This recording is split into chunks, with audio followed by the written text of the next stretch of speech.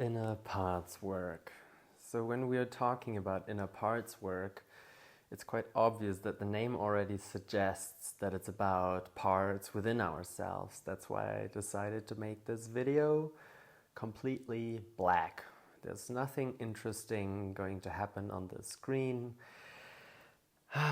which will give you the opportunity and full permission to go within. You can even close your eyes, and just see what of the things that I'll tell you will resonate with you or not. And whatever resonates, you keep, and what not, you fucking kick out the window. So, inner parts work. The idea that there is many parts living within ourselves is based on the multiplicity of being theory, which suggests that we are, you could say, an accumulation and an interweaving and an orchestration of many energies, and you could call them entities or whatever words you want to use, and that we are not just one, that we are not just one person and that's that, but that there's many parts within ourselves that have an effect on our expression, have an effect on the way that we feel, the way that we think, the way that we act, the way that we are. But I want to make a small but very important distinction here already. There is a difference between self, yourself, and your parts. And one of the biggest differences is that self is the place within you, is the expression of you that feels calm and confident and curious and competent and clear and compassionate, connected. That's self, all those beautiful, expansive, peaceful, open, loving, caring, playful expressions of you. That's self. And then there's parts. And those parts, they're all good parts. Honestly, they all are also having, you could say, a life of their own. You could even call those parts like full spectrum sub-personalities. It's not that they're just aspects of you. They are aspects of you, and at the same time they have a life of their own. They have their own self, you could say. They have their own essence. And at the same time, at a certain point, these parts within you had to take upon themselves a role. And so there's different roles of parts. There's exiles, there's protectors, there's firefighters, and they all have their very unique expressions and very unique tasks. What is important to understand, though, is that none of those parts have bad intentions. None of those parts are bad. All parts are good. And sometimes their role is, you could say, holding us back, is manipulating us, is standing in the way of ourself. And that's true to a certain extent, because essentially they're usually there to protect us. Because at a certain point in our life, or because of some ancestral trauma or cultural event or global event such as wars, they had to play a certain role to protect us. Certain parts had to be exiled because it was not safe for them to be within our body. Some parts had to protect other parts. Some parts learned to cope with the reality that we were born in, and so we developed certain things like addictions and ways of distracting ourselves and coping with life, coping with overwhelm, coping with frustration and agitation and all those states that are really uncomfortable because we never really learned how to relax ourselves in that. Self trusts, self loves, self is at ease. Everything else happening is parts. And so inner parts work is the process of befriending those parts, getting to know those parts, really allowing ourselves to create and to reestablish a relationship with those parts so that they can trust us. Because why they still hold on to patterns from sometimes a few years, maybe decades, maybe even generations ago, is because they don't really trust that we right now are actually capable of dealing with those kind of emotions, dealing with those kind of situations. So that's what this whole thing is about, is like really allowing those parts to speak, allowing us to get to know those parts, us being curious about those parts so that those parts can actually let us know what their essence is and what burden they are carrying. And then we can together help them to release their burden when they're ready to let go of that burden. Very, very important is that we understand that we are not the more intelligent ones. You know, we are really here to get to know those parts. We're not the ones that know what those parts need. We need to ask those parts, meaning we need to be able to make really good conversation and ask really good questions to those parts so that we can find out if that part is a protector, if that part is an exile, if that part is a firefighter, what their role is, how they actually feel, how old they are, you know, when they came into our system, how old they think we are, to really establish a connection in the present moment so that those parts can feel safe, trust us, and so that we can release that role, release that burden, and allow them to actually play out their unique, beautiful role within our life. Because usually those parts, they are at least as excited as we are about life, probably even more excited about life than we are, but they had to take upon themselves a certain role to keep us safe. So our role is to connect with those parts, to allow them to see that they're safe here, and to then be able to free themselves from that burden so that they can live freely, and that we together can actually create what we're here to create, so that we can live from self, from a place of curiosity and compassion and clarity and calm and connection.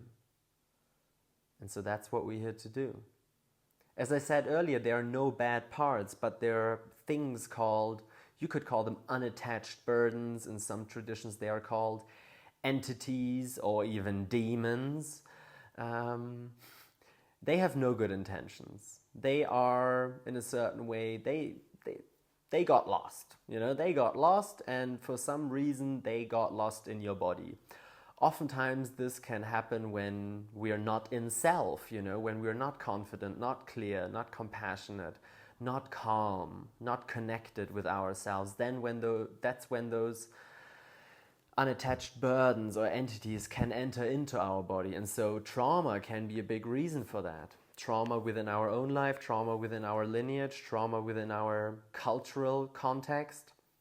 And so if there are parts, if you get to encounter parts who literally, you keep asking them what their role is and what they want to actually protect you from and how they want to help you, and there comes like literally nothing good, no good intentions from their side, and they just tell you, I just want to fuck you over, and I just want you to suffer, and I just want you to fucking die, or whatever it is that might come,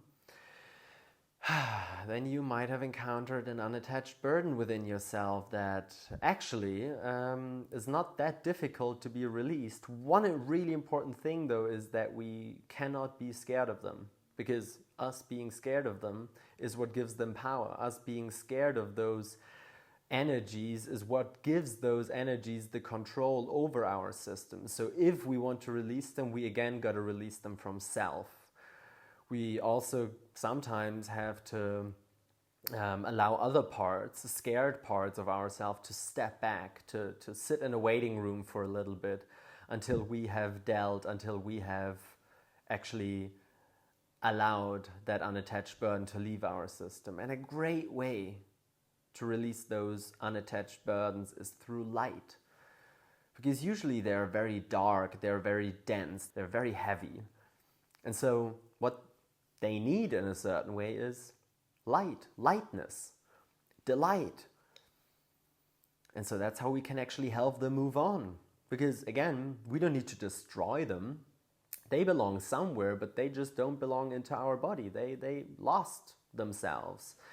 they got lost and they found themselves within our bodies and they thought that they have to be there, but actually they don't have to be there. So you're doing yourself and that unattached burden, that entity, a favor by releasing them into the light, back to the source, back to where it all came from. So yeah, that's a little introduction into working with parts. Like, my personal experience has just been the most beautiful in working with those parts, because I feel more and more connected with myself every time I encounter one of those parts, and I learn about this part and I understand why sometimes I'm behaving in a certain way, reacting in a certain way, feeling a certain way, and there is basically no more space for judgment, because there's curiosity and there is compassion.